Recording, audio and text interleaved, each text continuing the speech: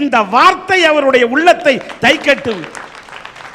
இயேசுநாதர் சிலுவையை மட்டும் சுமக்கவில்லை, அடுத்தவர்களின் பாரத்தை சுமந்தார், அந்த படுவை சுமந்தார். நீ உன்னோட ஃபாதர் இல்லைன்னு நீ கவலைப்படுற, ஆனா God is a father, God father. அந்த இயேசுநாதர் தான் எல்லாருக்கும், உங்களை போன்றவர்களுக்கெல்லாம் காட் ஃபாதர்.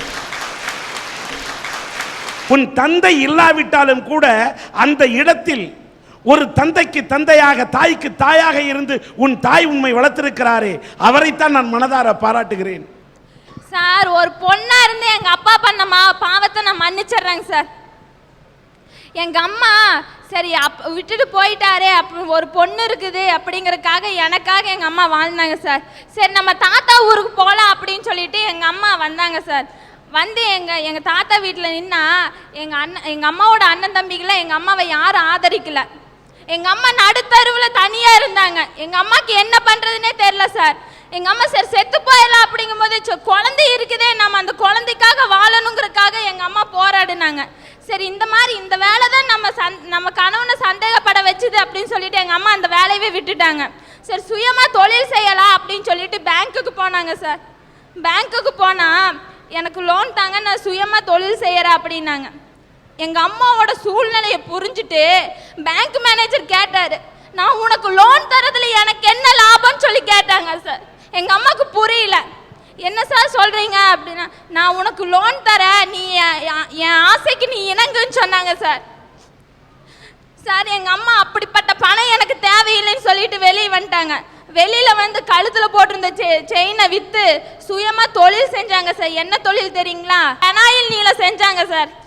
அப்படி செஞ்சு எங்க அம்மா விற்க போகும்போது சில ஆண்கள் சமுதாயம் என்ன தெரியுங்களா சொல்லுச்சு, எங்க அம்மாவை பார்த்து, இவ பெனாயில் விற்க போல வேற என்னமோ வித்துட்டு வர அப்படின்னு சொன்னாங்க சார். எங்க அம்மாவை பார்த்து எங்க அம்மா துடிச்சு போனாங்க.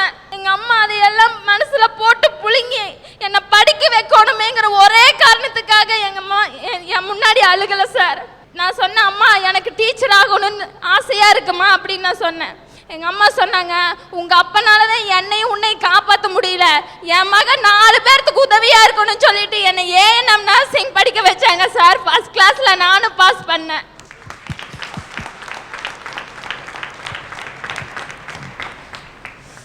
சார் படிச்சு நான் வேலைக்கு போனேன். எங்க அம்மாவோட பாரத்தை நான் 2 வருஷம் நான் சுமந்தேன் சார்.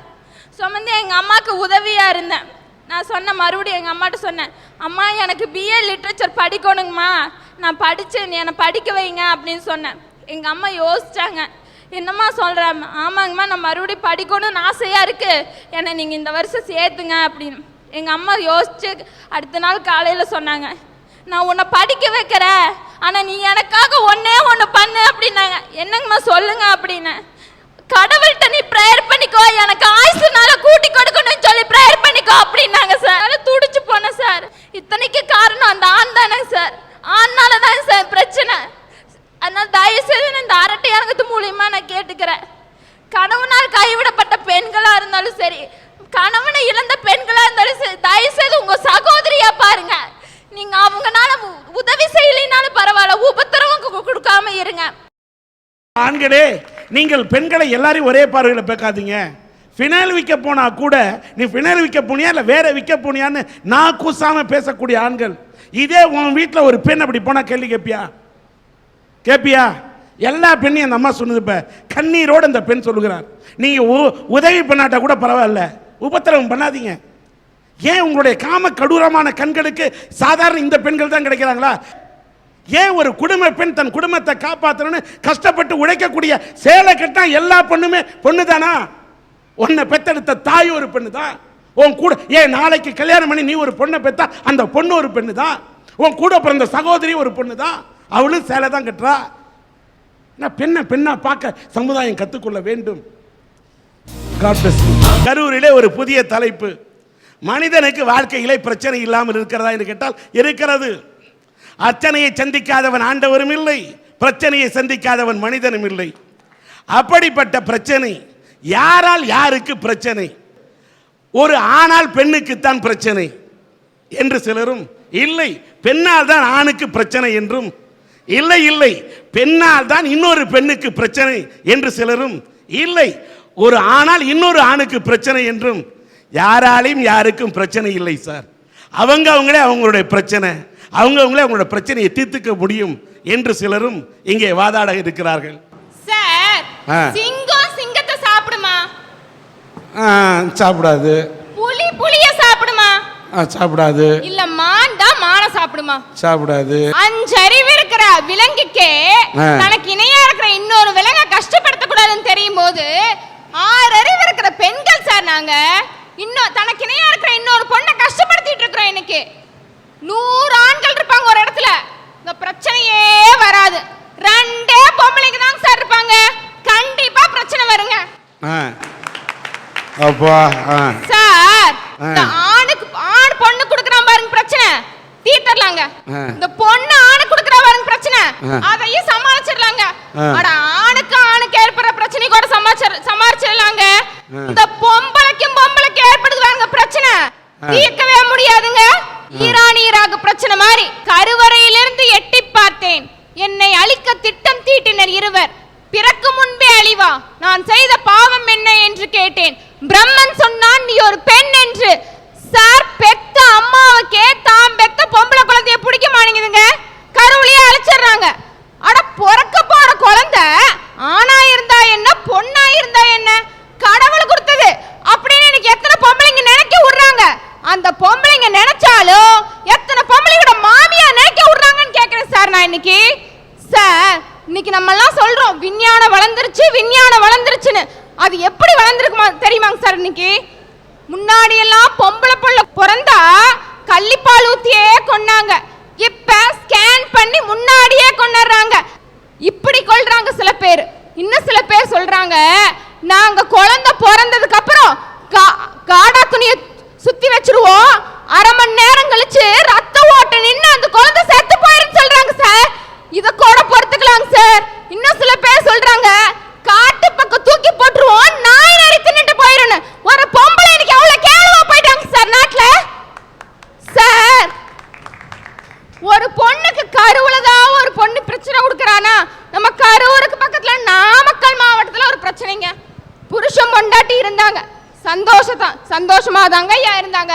பொண்டாட்டியோட நடவடிக்கை சரியில்லை. பொண்டாட்டி ஒரு நாள் ஒருத்தங்க கூட ஓடி போயிட்டா.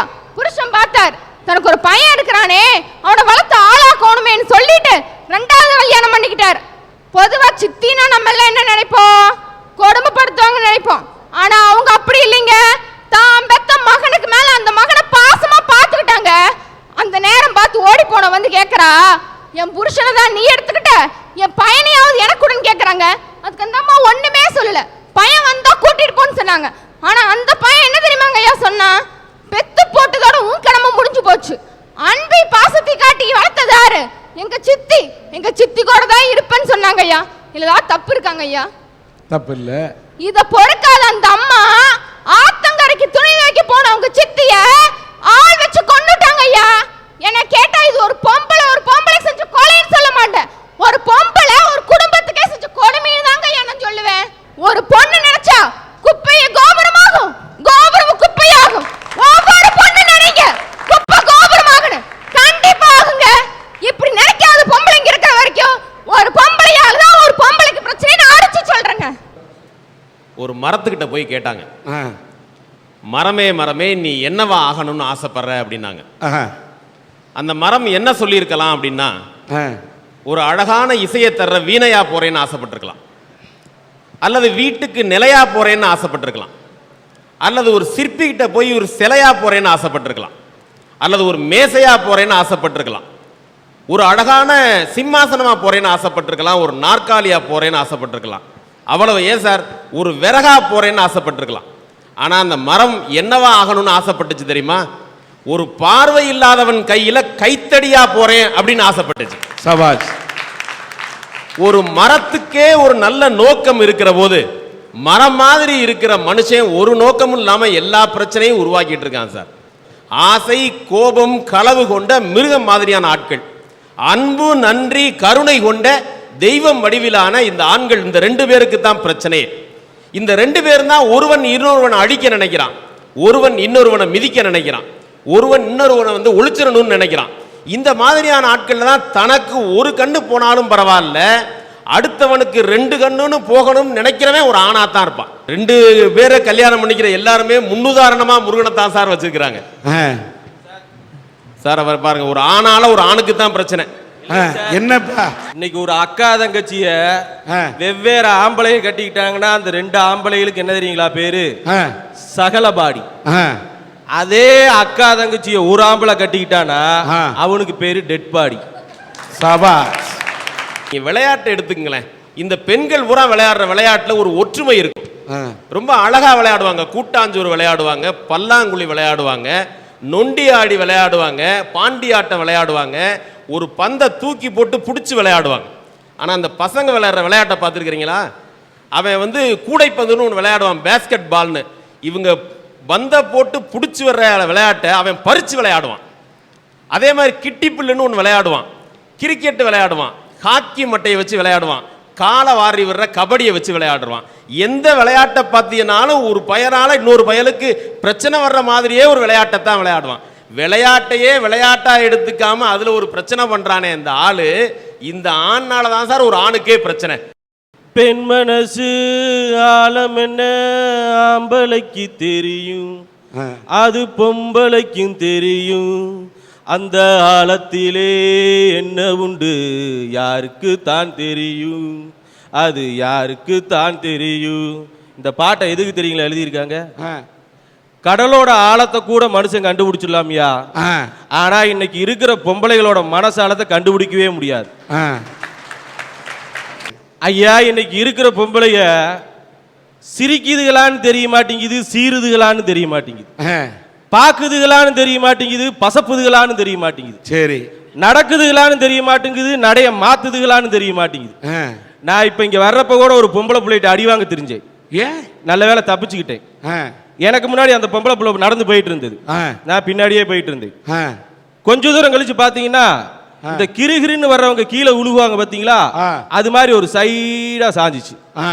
சரி கீழே விழுந்துருமேட்டு நான் ஓடி போய் தாங்கி பிடிச்சேன். சத்தியமா சொல்றேங்க, தப்பான முறையில பிடிக்கவே இல்லை. உடனே இந்த புள்ள சவுண்ட் விட ஆரம்பிச்சிருச்சு. நான் கேட்கிறேன், அந்த பொண்ணு டொக்கு டொக்குன்னு ஐகிட்ஸ் போட்டது நட, உடனே ஓ நடையில எதுக்கு தடை?